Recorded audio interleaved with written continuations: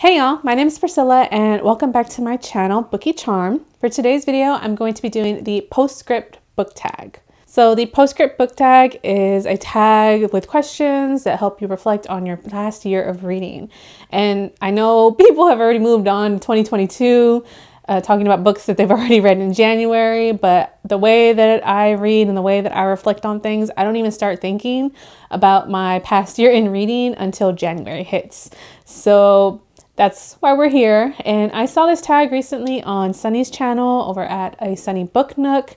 I was reminded of it because I've definitely done this tag in the past, but I really like these questions, so I felt like doing it again. And here we are. So the first question in this tag is the longest book you read last year, and the book that took you the longest to finish.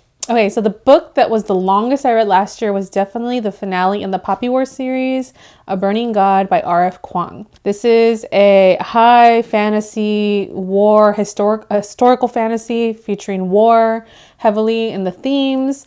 Again, it's the finale to a series, so it's kind of hard to talk about without getting into some of the plot spoilers in the previous two books in the trilogy.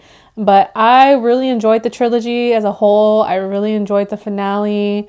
I think the ending was kind of the only ending I could see for the characters at play there.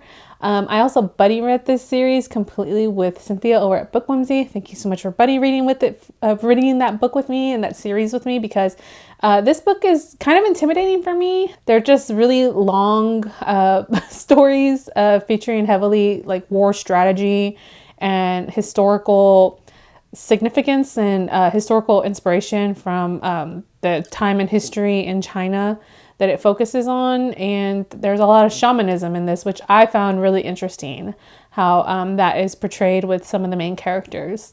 So yeah, that was the longest book, although it didn't necessarily feel the longest because it felt like a very full story, full ending, and the war in that and some of the action and the fantasy in that certainly didn't make it feel like the length of the book. And the book that definitely took me the longest to finish was Forget the Alamo. And this is a book that is co-written by 3 authors. So it's written by Brian Burrow, Chris Tomlinson, and Jason Stanford. And this has a subtitle of The Rise and Fall of American Myth. And I wanted to read this because growing up in Texas, the story of the Alamo, the mythology surrounding the Alamo, is very much centered on this idea of rebellion and pride and independence from the Union or from Mexico and the villain that was Santa Anna. It's very whitewashed history, very white man nationalistic kind of story.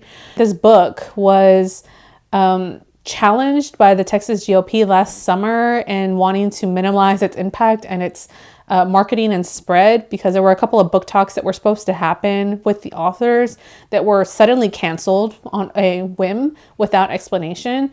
And it was kind of surrounding this whole big uprise of Texas political leaders trying to ban any talks of racism and critical race theory in history. So that's what made me want to read it. This book was really informative, and it wasn't something that I disliked, although it took me the longest to read. It definitely took me over a month to read. It's dense in historical fact and contextualization that took me time to process. So the book does a really good job of including the reasons why some of the famed Texas heroes that you hear about associated with the Alamo were actually fighting to preserve whiteness and to preserve slavery, because there was this anti-slavery abolitionist movement in Mexico that Texas independence is very much glossed over. Those themes, those key reasons for wanting independence from Mexico. And the mythology of the Alamo is persevered over time because books like this are suppressed. But that was Forget the Alamo. Question number 2 was a book you read that was outside of your comfort zone. For this, I'm going to tell you about The End of Everything, Astrophysically Speaking, by Katie Mack. I picked up this book because it was a nonfiction book that was featured on the nonfiction book club that is run by Deboki and Nicole. And it was a good book while I read it, but it was definitely outside of my comfort zone because physics and astrophysics, cosmology, is very much outside of my comfort zone, very much out of my capability of understanding. I really enjoyed listening to the author read their audiobook for this book, but to be quite honest, don't ask me anything about it because I wouldn't be able to tell you anything about it. It was fun to listen to someone speak so passionately about science and just loving what they do and loving the universe and understanding the universe, although it is very much about the end of our world as we know it. But outside of that, once I read it, it was very much in one ear, out the other. And yeah, that's why it was outside of my comfort zone.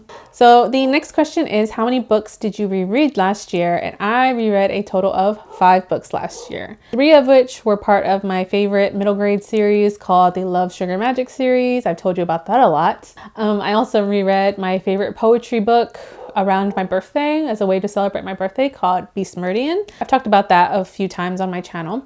And the last book that I reread was Jade City because I decided to reread the Greenbone Saga first book and second book in preparation for the release of Jade Legacy because I got the Illumicrate version.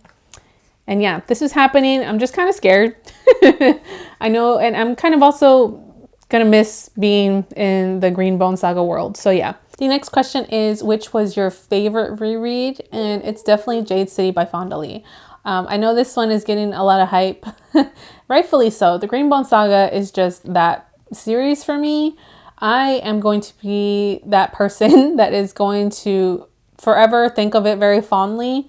Also going to be comparing future series that I read, fantasy series that I read, to this series, just to the breadth of the world that Fonda Lee has created, the lifelong family saga, the characters that we meet, the relationships that they have with one another, the magic system that he used in that story, like everything, the political intrigue is all balanced enough in a way for me, in a way that I like. And also the martial arts, the fighting, all of that mishmash and balance of themes and characters and everything is just done in a way to my liking. And in case you're wondering, Shay is my favorite Call sibling. I think that if I were a Greenbone, I would want to have a double-tiered Jade Choker like she does, in case you're wondering, in case you've read the series. The next question is a book that you read for the first time that you look forward to rereading in the future.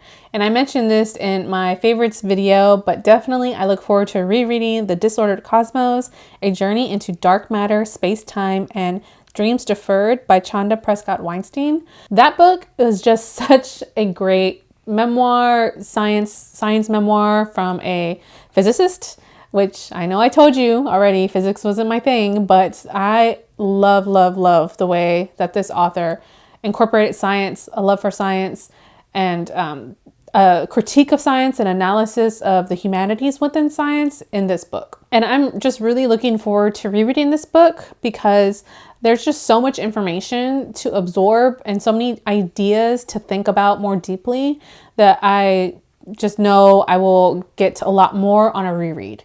There was so much references to other texts. There were so much just little snippets of other science books and theory that I want to maybe look into a little more after I reread as well. So there's just a lot of love for that book, and I'm really looking forward to the reread. So the next question number 6, is a favorite single short story or novella that you read. That's easy. Another favorite of mine, Prime Meridian by Sylvia Moreno Garcia. Oh, excuse me, I'm getting tongue-tied again. But this was my favorite novella of the year. It's a science fiction novella. It's about a girl named Amelia wanting to go to Mars, which has been colonized, and to leave her home in Mexico City. It's a novella, like I said. I talked about it in my favorites video, but this was my favorite of the year. The next question is Mass Appeal, and that's a book you liked and would recommend to a wide variety of readers. The book that I think about with this, because liked, I'm taking to mean a book that you rated like 3 to 4 stars. That's for me, was definitely Detransition Baby by Tori Peters. This is a book I picked up because of the buzz that was surrounding it when it came out.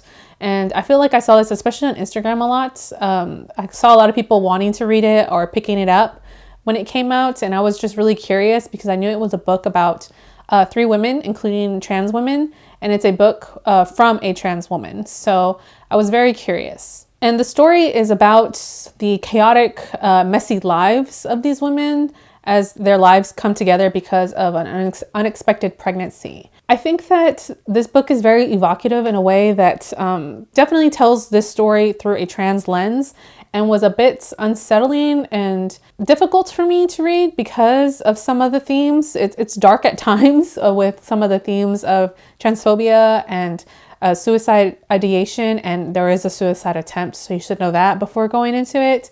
But it's also got a very dark humor to it that I quite liked and quite got along with. So I think that's why this book is one that I think is could work for a mass amount of people. I know it's also been picked up. I think it's been optioned for a TV show. So that's something I'm curious to see how will be adapted, but detransition baby. I would also, obviously I'm a cis woman, so I would also encourage you to seek out reviews from trans people that have read this book, because I know detransition in itself is a topic that should be discussed specifically by trans people. So yeah, definitely look out for those reviews as well. So the next question is specialized appeal. And this is a book you liked, but would be hesitant to recommend to just anyone. So one of the last books I actually read last year was Dreaming of You by Melissa Lozada Oliva. It's a novel in verse, and I know how some people feel about novels in verse. So there's that makes it very specialized, but also the content. The story is about a Latinx girl who's kind of going through like a quarter life crisis, a millennial crisis, existential crisis that resurrects Selena. The poetry style in here, I think, is also very specialized. I wish that I had read this poet's work before jumping into this. This is definitely not the first work I would recommend you read from this poet, because the style was a bit disturbing at times. It's a bit absurdist. I mean, there are there are comparisons and like imagery in here that compares, for instance, Selena's gunshot wound, the blood from that gunshot wound, to like menstrual blood. So that can definitely turn off readers. But what I like about this book is that it is, I think, mostly about the commodification of a pop icon. Selena was and is so important to a lot of Latinx people, a lot of Latinx readers, a lot of people like me that are Mexican American in Texas, that I think it's, we're bordering and crossing lines. At what point are you crossing the line of celebrating her legacy and her life to not letting her rest, not letting that image and idea of a person cross into obsession? A lot of that, I think, is what is driving the themes and the story in this.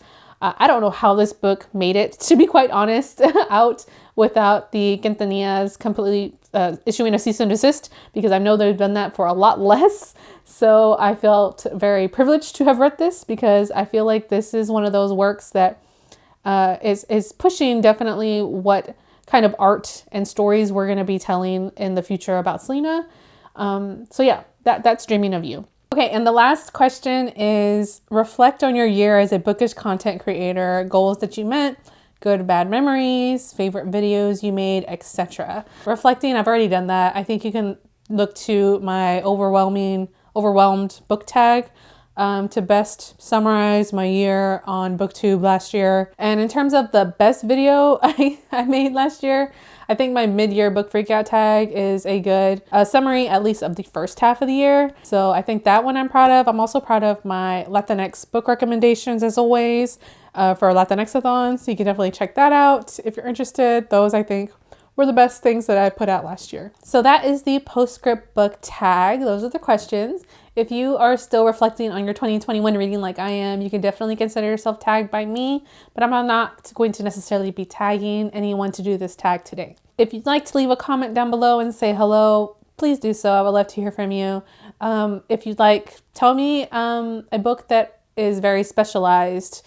I like the specialized appeal question that maybe you wouldn't recommend to anyone, but that you liked last year. That would be interesting to know. But that is all I have for you today. So thank you so much for watching, and I hope to see you in the next video. Bye.